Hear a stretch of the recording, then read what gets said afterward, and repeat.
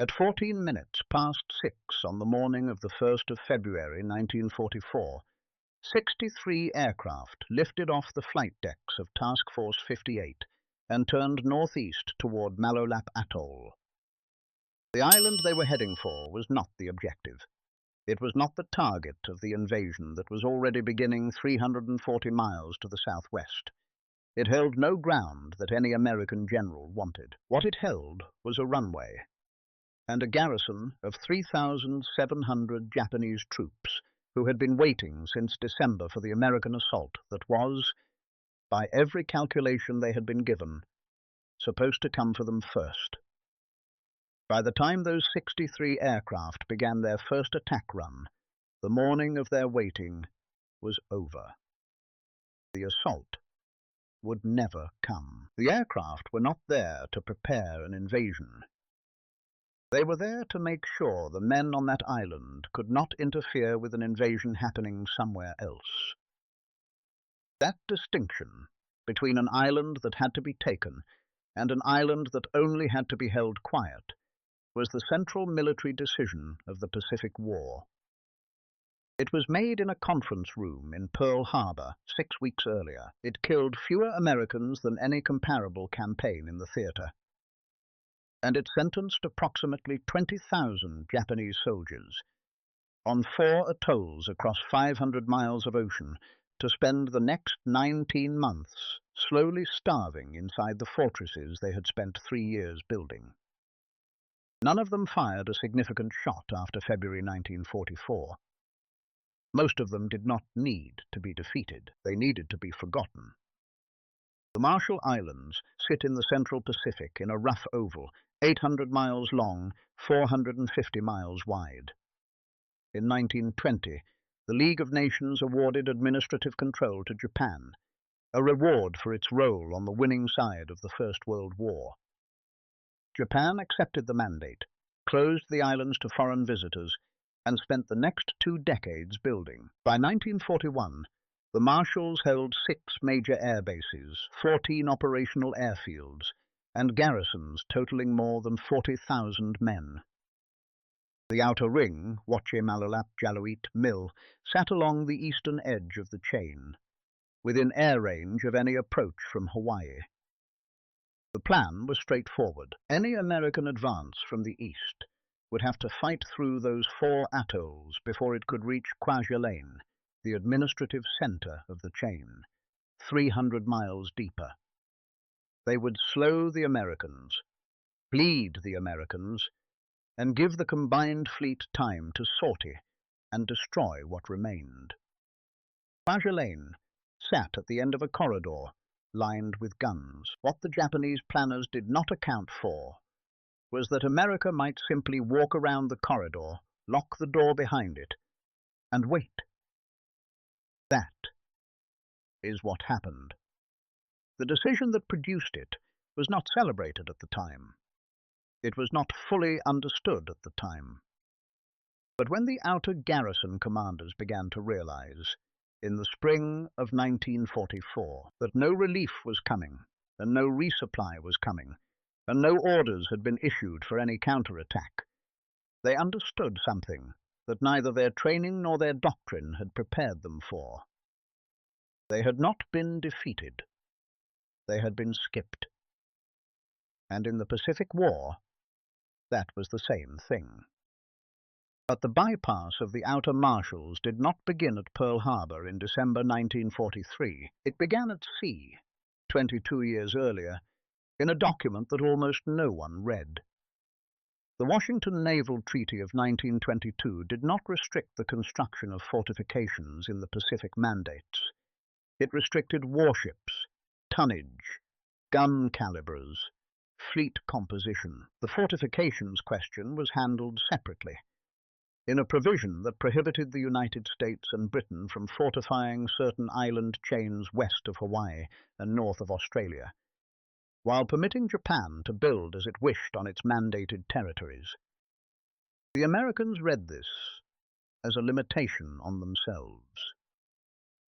Japan read it as an instruction. Within a decade of the treaty's signing, The Marshalls, the Carolines, and the Marianas were closed to foreign observation and under active military development. The Americans who did have access to aerial photography of the islands, and there were very few operating under significant political restriction, reported back what Japan clearly intended: that the Central Pacific Mandate Islands were being converted, methodically and at considerable expense, into a defensive belt that assumed an American advance from the east. The theory had a name, though it was discussed more often than it was written down.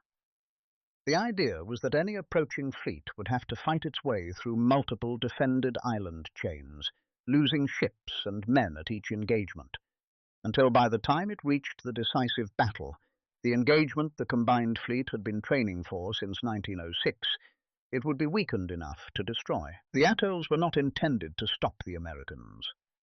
They were intended to reduce them. Each island, properly manned and supplied, would extract a price. The Americans would keep coming.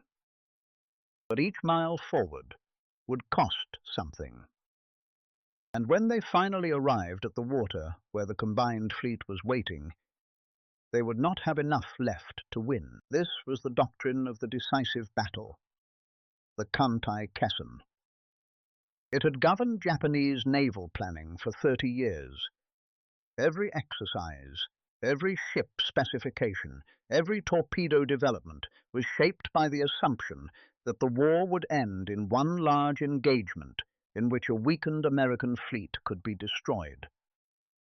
The island chain was not a defensive position. It was a preparatory mechanism, a set of grinders through which American power would be processed before the final machine applied the finishing blow. What the doctrine did not anticipate was that the machine it was feeding might figure out how to bypass the grinders entirely. The Kantai-Kessen assumed that an advancing navy would accept combat on the terms offered. It assumed, in other words, that the enemy would fight the battles Japan had designed. By the autumn of 1943, it was becoming clear in Pearl Harbor and in Washington that this assumption was wrong. Not because anyone had proven it in a fleet engagement, though Midway had raised serious questions, but because a specific problem had been worked through at a map table, and the answer it produced was inconvenient for both the doctrine of the decisive battle and for the men Japan had posted to the outer marshals to wait for a battle that was not going to come to them. The 4 outer marshal atolls were not equal in their strength, but they shared a common architecture. Each was built around a central lagoon coral limestone elevated just above sea level, dense vegetation that concealed concrete, and a garrison that had 3 years to dig in. The Japanese engineering approach to coral atolls was consistent across the Pacific. Remove the surface installations that could be bombed, put the essential infrastructure underground or inside reinforced emplacements, and concentrate the defensive value in positions that could not be seen from the air. A garrison on an atoll was not defending a piece of ground. It was defending a system of positions so dispersed and so reinforced that only direct assault, men on the ground, moving forward under fire, could reduce it. Tarawa Island, the main base on Malalap Atoll, had an airfield with 2 concrete runways capable of operating medium bombers. Its garrison of approximately 3,700 troops included Naval Air Base personnel, a Naval Special Landing Force, and construction elements that had been working on the installation since 1941. The island held ammunition magazines, fuel storage, repair facilities, and anti-aircraft batteries on every promontory. When American aircraft first struck Tarawa in February 1942, a carrier raid by Halsey's Enterprise, one of the first offensive operations of the war, the Japanese reported 17 aircraft destroyed, and the Americans concluded they had done substantial damage. A follow-up reconnaissance confirmed the runway was operational within 72 hours. Mill Atoll, in the southern Marshalls, held approximately 500 troops and 4 airfield strips capable of supporting fighter operations. Its lagoon provided anchorage for supply vessels, and its garrison had developed a network of positions across the main islands that would have required frontal assault across open beach or through dense coral scrub. An American staff study completed in late 1943 estimated that Mill, taken by direct assault, would require 2 Marine divisions, 3 weeks, and losses in the range of what had been sustained at Tarawa, perhaps higher. Jalawit Atoll had been the administrative center of the Japanese Marshall Islands Mandate since 1914 and held the largest pre-war civilian population of any atoll in the chain.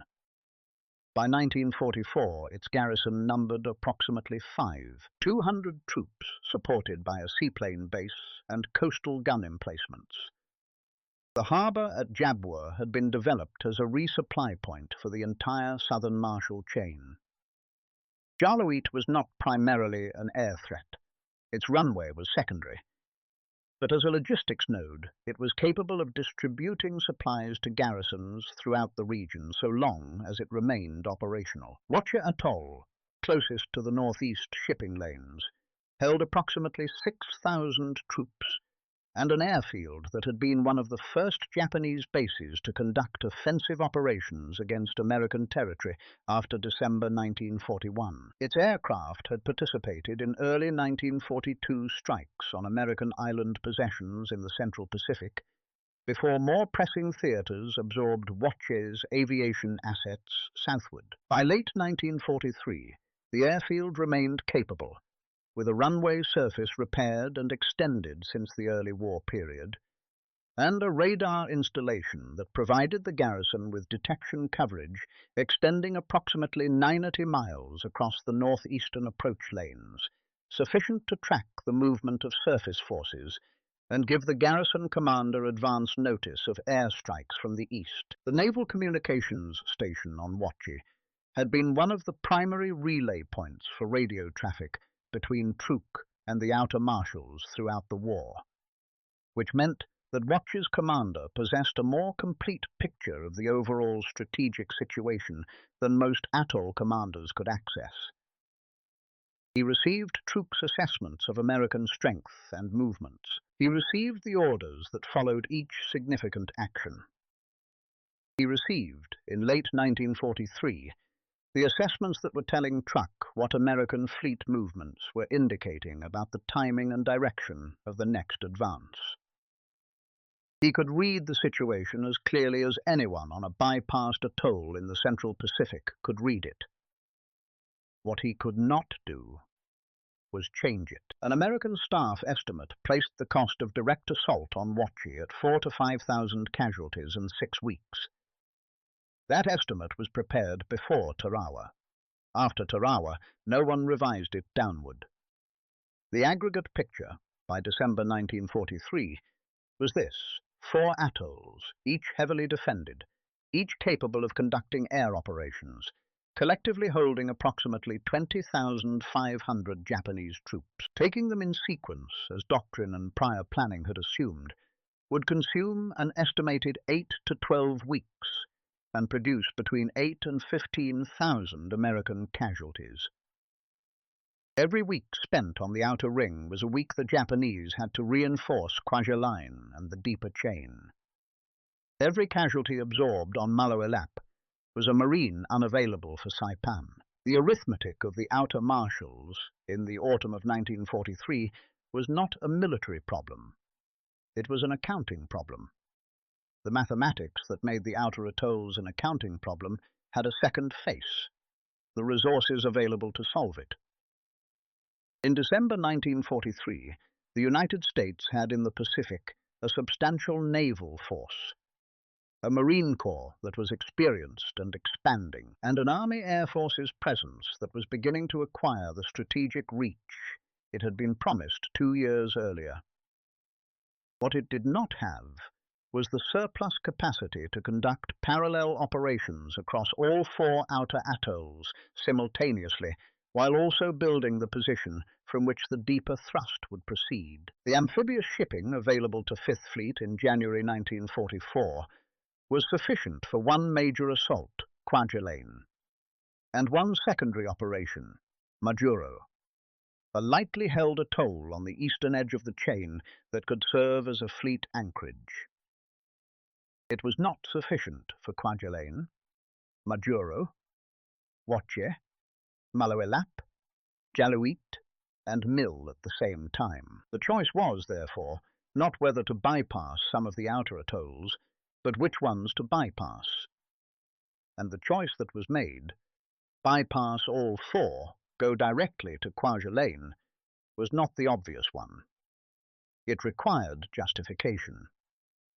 The prior assumption had been that the outer atolls would have to be taken in a specific sequence, Mill first, then Malawelap, then WWII, working along the flank to suppress the airfield threat before moving on the centre.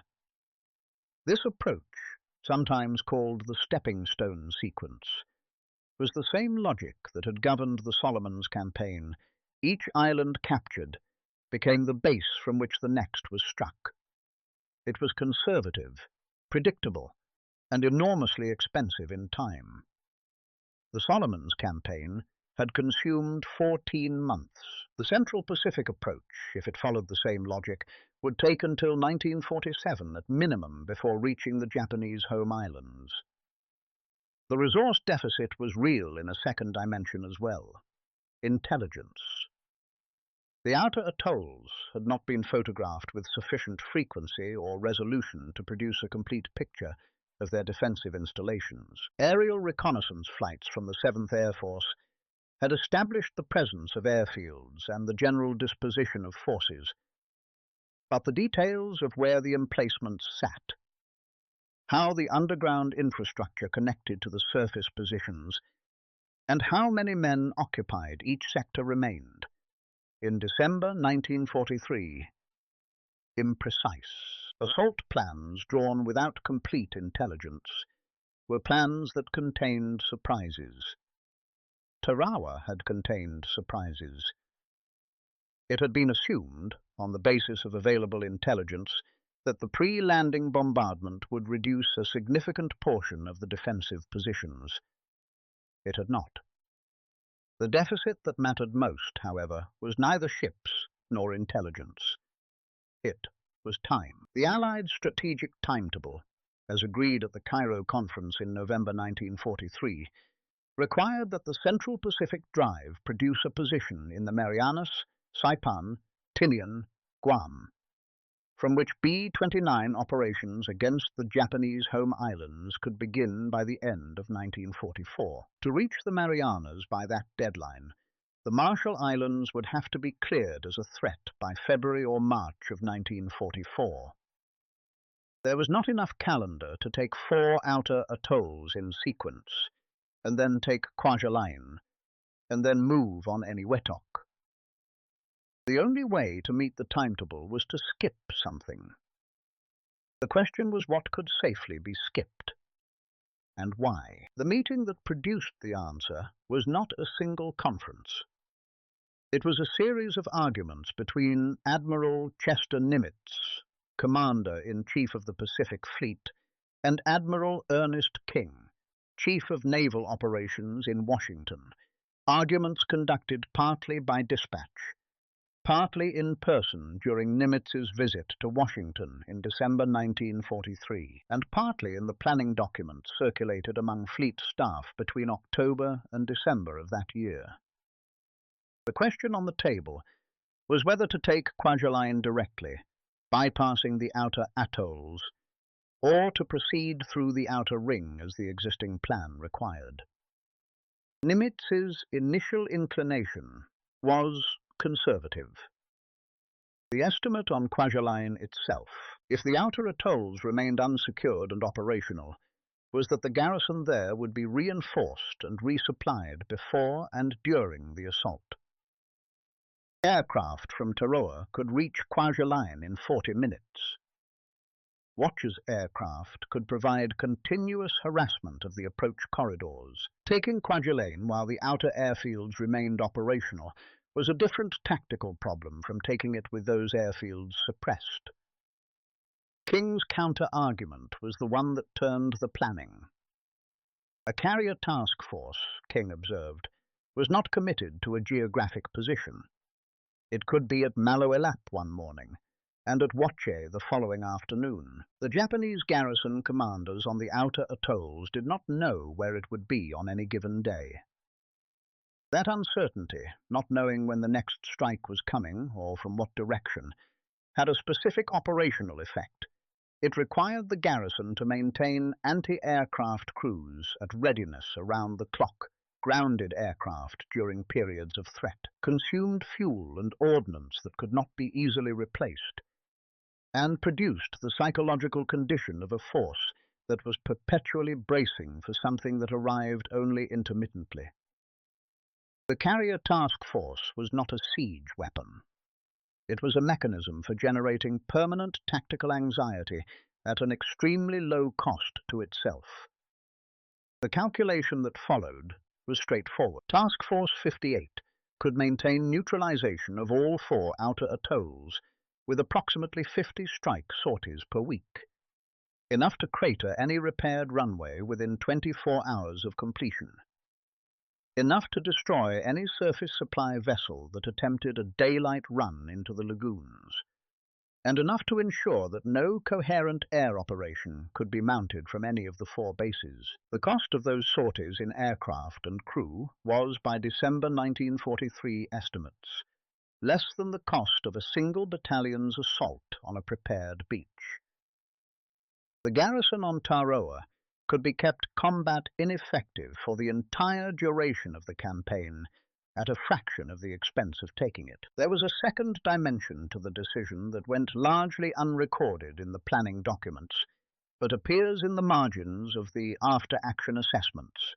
The garrison that is bypassed costs the enemy something every day it remains alive. A dead soldier costs Japan nothing further in supply, logistics, or planning attention. A living soldier on an island with no supply line, no air cover, and no prospect of relief costs Japan a resupply problem it cannot solve, a communications load it cannot suspend, and a planning obligation it cannot discharge. Keeping 20,000 men alive on 4 atolls required a continuous logistical effort that Japan could not sustain and could not easily abandon. The bypass was not a decision to spare the garrisons. It was a decision to make them expensive in a different currency. The decision was approved in December 1943. The outer atolls were designated containment targets. The assault would go to Kwajalein.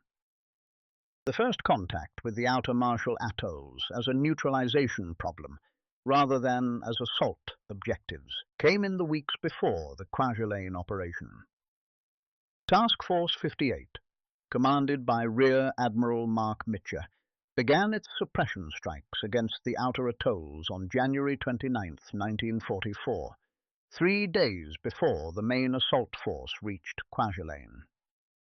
The strikes followed a pattern that would be repeated, with variations, for the next 19 months. The January 29 strike on Tarawa destroyed what remained of the operational aircraft on the runway. Approximately 9 aircraft caught on the ground, 3 in revetments, 6 on the hard stand near the fuel depot. The strike also cratered the primary runway in 4 places and destroyed a portion of the fuel storage installation on the eastern edge of the airfield. The garrison commander's report to Truk, intercepted and partially read by Pacific Fleet intelligence, noted the damage and requested resupply. The request was acknowledged. No resupply arrived. The mill strikes on January 30 encountered heavier anti-aircraft fire than expected and returned with 3 aircraft damaged. None lost. The runway at Mill's main strip was cratered at the threshold and midpoint, rendering it unusable for aircraft heavier than a single-engine fighter. The garrison's fighter complement, a mix of zero variants and older types, was dispersed to revetments and concealed positions across the atoll's secondary islands. They did not sortie. There was nothing to sortie against that could be reached, held, and returned from. The operational radius of a zero from Mill against a carrier task force that was continuously repositioning was a geometry that produced only dead pilots. The garrison commander understood this. He kept his aircraft on the ground.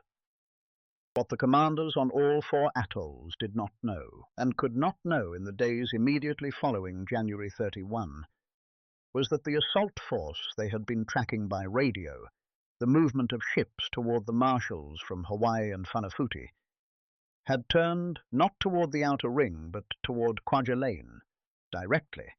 The first indication most of them had was a dispatch from Truk on February 2, relaying that Kwajalein was under assault and that the outer garrisons should prepare to resist independently. The phrase resist independently had a specific meaning in Japanese military communication. It meant that no reinforcement was coming and no evacuation had been planned. The Kwajalein assault, which ran from February 1 through February 7, 1944, was faster and less costly than Tarawa. The reasons were several. Better pre-landing intelligence, a heavier bombardment, a more systematic approach to reducing emplacements before infantry moved forward, and the fact that Kwajalein's garrison of approximately 7,800 men had been isolated from the outer atoll's airfields by the neutralization strikes and could not receive air support from any direction. 7,800 Japanese troops, 372 Americans killed. The ratio was not an accident. It was the product of the December decision applied in January and February. The outer garrisons had not had the chance to function as the grinders they were built to be. By the time Kwajalein was secured, the garrison commanders on Tarawa, on Mill, on Jabwa, and on Wachi had been sitting for 7 days reading dispatches about a battle they could hear nothing from and do nothing about. The dispatches they were sending in the other direction told a consistent story.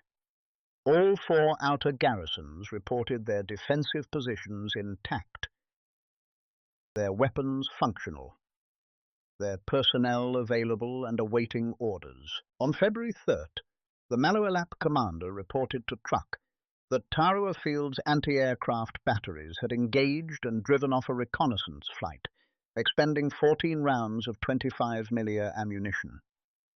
On February 5th, the Mill commander reported that a single Zero had made a low pass over the lagoon entrance and identified what appeared to be an American submarine on the surface. Then submerging, he requested permission to sortie an attack flight. The permission was not granted. There was no fuel to spare for a sortie that could not affect the outcome at Kwajalein and could not be reinforced if the aircraft met fighters.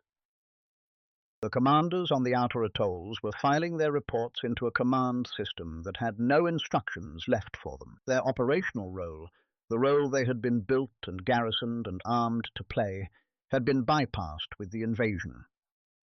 All that remained was the filing. It took 8 hours to get every name and number in this segment right. The after-action reports, the loss tables, the squadron rosters. If that work is worth something to you, hit the like button. It's the only signal that tells us to keep doing it this way instead of the fast way. With the Central Marshals secured, the 7th Air Force and the Navy's patrol aircraft were assigned a new standing mission: keep the outer atolls suppressed. The mission did not have a projected end date. It did not have a projected outcome, other than the continued inability of the bypassed garrisons to conduct air operations or receive meaningful supply. It was, in the terminology of the period, a containment mission, a task defined not by what it would accomplish, but by what it would prevent. The doctrine that supported it was improvised rather than designed. There was no doctrinal document circulated in January 1944 that specified how to manage a bypassed garrison over an extended period. The 7th Air Force's planners worked out the practical requirements from first principles. How often did Tarawa need to be struck to ensure that its runway could not be repaired to operational status between strikes? The answer, determined by trial and observation across the first 2 months of the containment campaign, was twice per week, with a minimum of 12 aircraft per strike. One strike cratered the runway.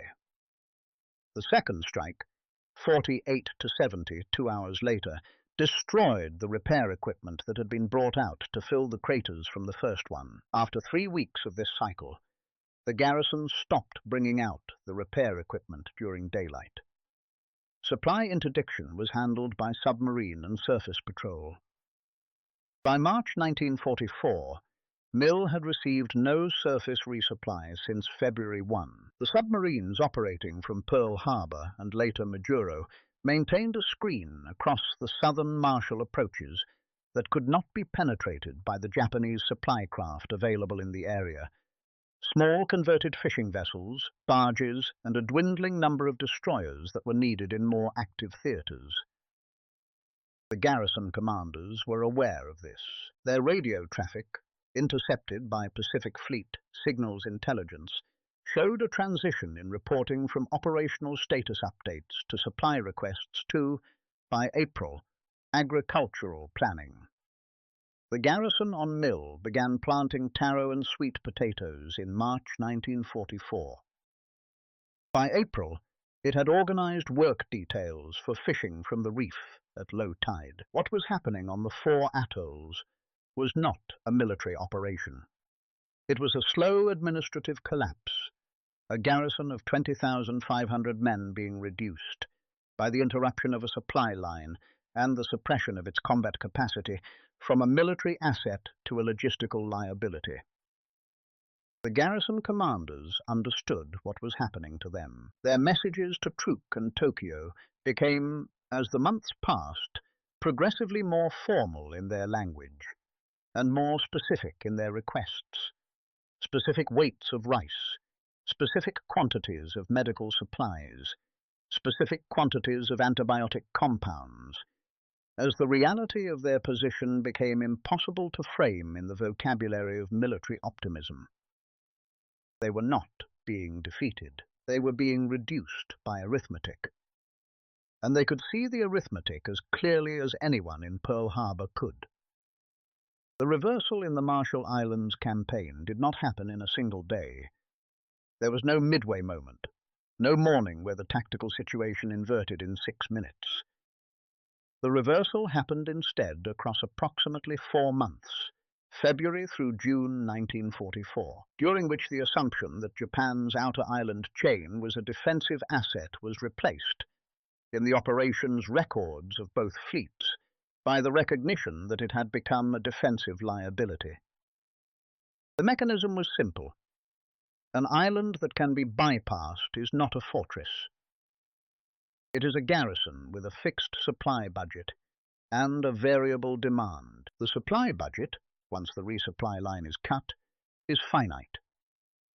The demand, food, medicine, ordnance, repair material, is not. The 2 curves cross at a specific point. Before that point, the garrison retains combat effectiveness. After it, the garrison is expending its accumulated stores and cannot replace them. After the curves cross for long enough, the garrison crosses a second threshold. It can no longer maintain the health of its personnel at a level sufficient for sustained defensive operations. On Mill, the second threshold was crossed by early 1945.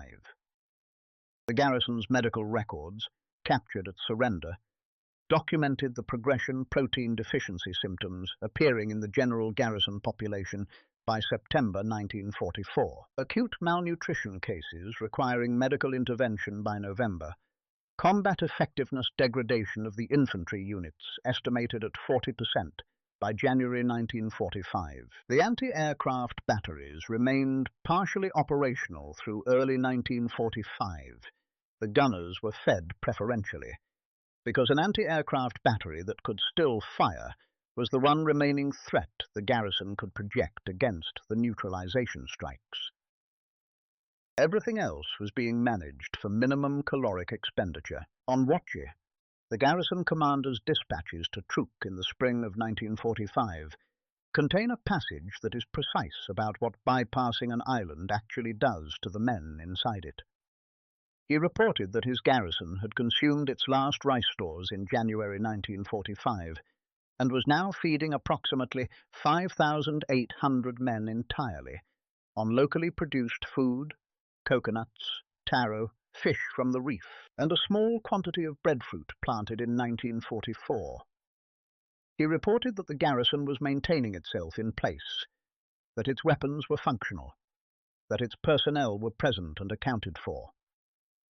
He reported the number of men who had died since February 1944, and the causes: 63 to air attack, 412 to malnutrition-related illness, 47 to other causes. The dispatch was received. No resupply was sent. On WWII, the final operational aircraft sorted in April 1944, a single Zero sent up against a reconnaissance flight, which it failed to intercept before fuel exhaustion forced a landing. The aircraft was not repaired. There was no aviation fuel available. From April 1944 to September 1945, Tara Field on WWII did not launch a single aircraft. The garrison of 3,700 men remained in place behind their emplacements, maintaining weapons that had no supply to shoot at targets that were no longer coming. The American aircraft that struck the airfield every week or 10 days during the neutralization sorties encountered no fighter opposition after May 1944. The anti-aircraft guns fired. The aircraft took the occasional hit and turned for home. The garrison remained in place. On WWII, the last surface supply vessel to reach the garrison ran aground attempting a night approach on 14 February 1944, 2 weeks after Kwajalein fell. The vessel was discovered by a patrol aircraft at dawn, strafed and sunk in the lagoon entrance. It was carrying rice, medical supplies, and replacement small arms ammunition. The garrison commander's report noted the loss. It noted as well that this vessel had been the 5th supply attempt since January 1944, and the 4th to fail. The 5th had not failed entirely.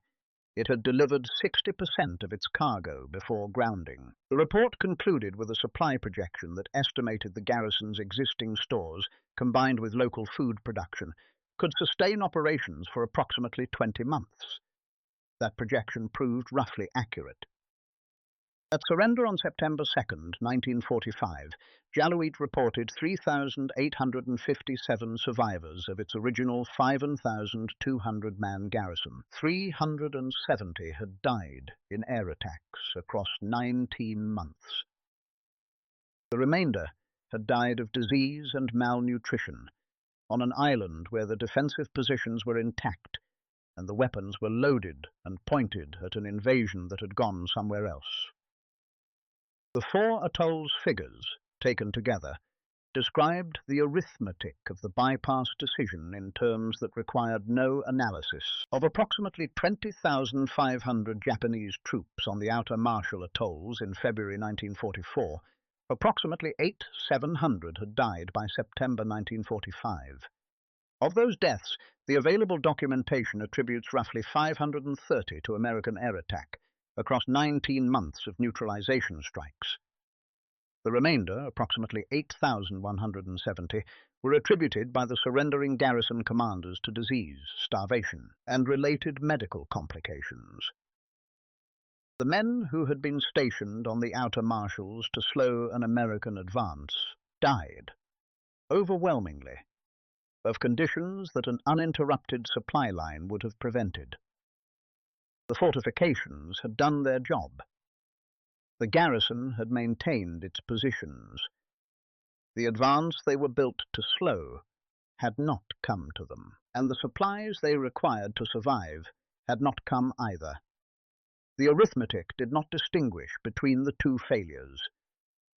What happens in the next 12 minutes is the part most documentaries skip entirely. If you want the rest of this war told the same way, from the records, not the legends, subscribe before it starts. What the 4 bypassed garrisons lost that could not be rebuilt was not morale, and it was not will. Both remained, in most documented cases, remarkably intact. What they lost was the capacity to do anything with either. A garrison that cannot be resupplied cannot replenish its medical stores. A garrison without adequate medical stores cannot prevent disease-related attrition. A garrison losing men to disease cannot maintain the rotation that allows others to recover. The spiral was not sudden. It was instead a slow, documented, administrative narrowing, the garrison becoming a smaller version of itself over months, each month's strength report lower than the last, each month's medical report listing slightly more men in the category that translated, in the vocabulary of Japanese military medicine, to non-effective for duty. Japan could see this happening. The radio traffic from the garrisons was received, decoded where necessary, and read by staff officers at Truk and later at Tokyo. The supply requests were itemized. The casualty reports were specific.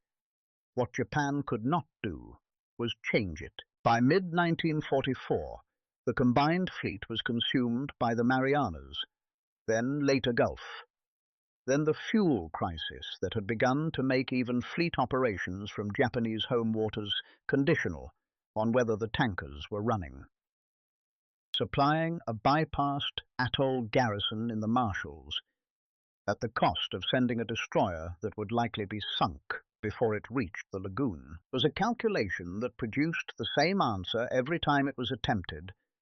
The marginal combat value of the supplies that might be delivered did not justify the cost of the vessel required to deliver them. The garrison commanders knew this. The formal Tokyo responses to the outer Marshal garrison's supply requests, where they survive in the captured records, follow a pattern that became consistent from approximately June 1944. They acknowledged the receipt of each request.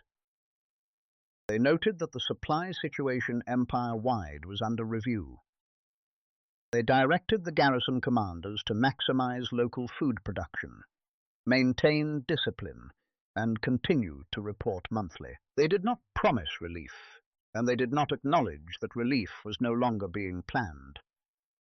The bureaucratic language that described the outer Marshal garrison's situation from mid-1944 onward was the language of an administrative system that had not developed a category for the situation it was managing. Soldiers who were not in combat, and were not in reserve, and were not being withdrawn, but were simply present in a location that the war had passed through without stopping. After mid-1944, the garrison commanders' dispatches asked only that their personnel totals be recorded accurately in the Empire's records. They were maintaining accounting standards for posterity. The airfields, which had been built at enormous expense and had been the strategic justification for the entire garrison structure, were reduced to historical curiosities by the autumn of 1944.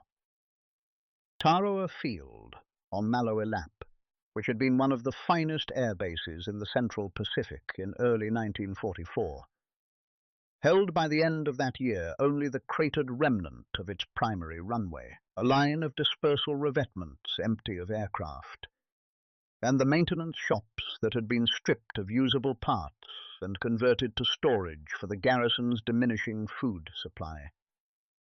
The fuel tanks were dry. The tower was occupied by an observation post, that had nothing to observe. The garrison commander made his daily inspection of the field in the same manner he had made it when it was operational. The report to Truk continued to describe Tarawa Field as an installation capable of receiving aircraft, if aircraft were provided. None were provided. The physical condition of the garrisons in the final months of the war was not something the Japanese military communications system was designed to describe. The situation reports that arrived at Tokyo Naval Headquarters in the spring and summer of 1945 noted strength, listed available weapons, and recorded the daily count of deaths with the precision of a bureaucratic process that had not adapted its forms to the circumstances those forms were now required to describe. The number of men capable of defensive operations on Mill in August 1945 was, by the garrison commander's own estimate, approximately 40% of the men on the strength rolls. The remaining 60% were present, but incapacitated by malnutrition or disease.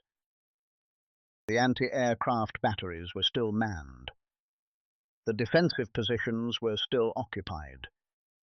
The men inside them were not the men who had built them 3 years before. The American losses in the Marshall Islands containment campaign across 19 months were recorded in the 7th Air Force's operational history with the same precision that the Japanese garrison commanders applied to their own casualty counts. 49 aircraft were lost to the bypassed atoll's anti-aircraft fire between February 1944 and August 1945. Predominantly to the batteries on Mill and WWII, which maintained functionality longest due to their preferential allocation of food and repair material. 49 aircraft. Somewhere between 90 and 110 American airmen killed or missing, depending on the count taken from different service records that have never been fully reconciled. A handful of additional aircraft were lost to weather and mechanical causes on missions tasked against the containment targets. The alternative was calculated by several independent staff estimates in November and December 1943. The assault on WWII, against a garrison of 6,000 in prepared positions on a coral atoll, was projected to require 2 Marine divisions, approximately 37,000 men, 3 weeks of combat, and casualties in the range of 4,000 to 6,000 American dead and wounded. This projection was based on the Tarawa precedent, adjusted for the larger garrison and the longer runway that would require reduction before the assault could safely approach. The assault on WWII was estimated at similar cost. Mill, at the southern end of the chain, was projected at 5,000 to 7,000 casualties due to the greater dispersion of defensive positions across multiple islands within the atoll. WWII, the largest single garrison, at 4,000 to 6,000. The aggregate figure, what it would have cost, across all 4 outer atolls, to conduct the assault plan that had been superseded by the December 1943 bypass decision, was approximately 15,000 to 24,000 American casualties. That range appears in none of the official post-war histories with any prominence. It represents men who were not killed or wounded because a decision was made in a conference room to go to Kwajalein instead of to WWII. The men who made that decision did not frame it that way at the time. They framed it as a question of resources and a question of timetable. The arithmetic of who did not die as a result is not in the documents. It is implied by the documents, by the casualty projections that were prepared, seriously, by professional staff officers, and then set aside when the plan changed. Against 49 aircraft and 100 American airmen, the bypass decision exchanged a conservative estimate of 15,000 American casualties for nothing. The accounting was not complicated. The arc from the mandate to the surrender ran 25 years, and the decisive portion of it ran 19 months. In 1920, Japan received administrative control of the Marshall Islands under the League of Nations mandate. Between 1922 and 1941, it built the outer atoll bases, Tarawa, Mills Strip Network, the Jaluit seaplane facilities, the WWII communications station, behind closed doors without foreign inspection, in preparation for a war that had not yet been formally planned. By December 1941, the outer marshals held approximately 20,500 troops in positions designed to slow an advancing fleet. Between February 1942 and December 1943, American aircraft struck the outer atolls repeatedly.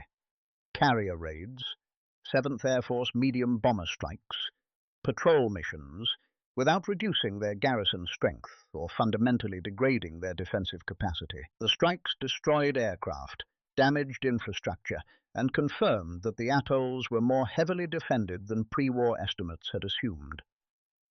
In December 1943, the decision was made at Pearl Harbor to bypass the outer atolls and assault Kwajalein directly. On February 1st, 1944, Task Force 58 began the neutralization strikes that would continue for 19 months. On February 7, 1944, Kwajalein was secured. By March 1944, no surface resupply vessel had reached any of the 4 outer atolls since the assault. The garrisons were cut off. Between March 1944 and August 1945, the 4 garrisons were struck repeatedly by 7th Air Force aircraft, interdicted by submarine and surface patrol on the sea approaches, and reduced by starvation and disease from approximately 20,500 men to approximately 11,800, the number who survived to surrender. The garrison commanders continued to file operational status reports. The weapons remained in place. The men behind them declined in number and in condition with the regularity of a process that had been set in motion and would not reverse. On September 1st, 1945, Mills surrendered. On September 2nd, Jaluit. On September 3rd, WWII. On September 4th, Malloy-Lap. The officers who conducted the surrender ceremonies arrived by small boat, because no purpose remained in the marshals that required anything larger. The documents were signed. The weapons were collected. The atolls had been bypassed in February 1944. They were formally surrendered 19 months later. Nothing significant had happened in the interval. 4 decisions and capabilities produced the outcome in the Marshall Islands. Each can be named precisely. The outcome cannot be assigned to any one of them alone. The first was the Carrier Task Force as a mobile suppression platform. Task Force 58 could reach any atoll in the Marshalls on 12 hours' notice and deliver a strike sufficient to crater any runway into non-operational status within 60 minutes. This was not the capability the Carrier Task Force had been designed for. It had been designed for fleet engagements, for the decisive battle that both sides had been preparing for 30 years. But the same speed and range that made it a fleet weapon made it equally capable of maintaining a permanent threat against a fixed position at minimal cost to itself. The garrison commander on Tarawa could not know when the next strike was coming. He could only know that if he repaired the runway, it would be cratered again within 48 hours. That uncertainty was a weapon as surely as the bombs that created it. The second was construction speed. The naval construction battalions, the Seabees, made Kwajalein's captured airfield operational within 4 days of the island's fall. Within 2 weeks they had extended the primary strip to receive loaded B-24s. Within 6 weeks they had added a second runway, hardstands, fuel storage, and tower communications. This was not an unusual performance for the construction forces the United States had been developing since early 1942. What it meant, in the context of the bypass decision, was that the timetable for a forward base did not depend on the speed of the amphibious assault or the resistance of the garrison. It depended on the bulldozers, a position that produced a functional airfield in 4 days and a full airbase in 6 weeks could pace the advance through the Central Pacific faster than any sequential island assault plan. The outer atoll's value as future American bases was therefore negative. They could only delay the construction of positions that a captured Kwajalein was already supplying, and they would have required months of clearing and rebuilding to match what Kwajalein's construction battalions produced in 6 weeks from a standing start. The third was submarine interdiction. The submarines operating from Pearl Harbor and Majuro maintained a screen across the southern Marshall approaches that made surface resupply economically unsustainable for Japan. The calculation was not that every supply vessel would be sunk. Several got through in the early months. The calculation was that the probability of loss was high enough, and the value of the cargo low enough relative to the cost of the escort required, that Japan's logistics system could not support the attempt indefinitely. The outer garrisons had been designed to receive supply from a Japan that controlled the surrounding seas. By mid-1944, Japan did not control the surrounding seas. The fourth was the strategic reframing that underlay the December 1943 decision. A garrison that cannot project combat power beyond its perimeter is not a military asset. It is a territory with a population. The question of whether to assault it or bypass it is therefore not a military question, but an economic one. Is the territory worth the cost of taking it? In December 1943, for the 4 outer Marshall atolls, the answer was no. The territory had no value that the bypass plan did not already capture. The men inside it could not interfere with operations they could not reach. The position could be left in place at a cost far below the cost of assault, and would, given sufficient time, resolve itself. Only one of those 4 factors was a weapon. The other 3 were conclusions. But the conclusions required the weapon to enforce them, and the weapon required the conclusions to be aimed. Strip away the maps, the supply logs, the garrison strength reports, and what remains is a single reversal. America entered the Marshall Islands campaign assuming that Japan's strongest outer atolls had to be taken before Kwajalein could be reached.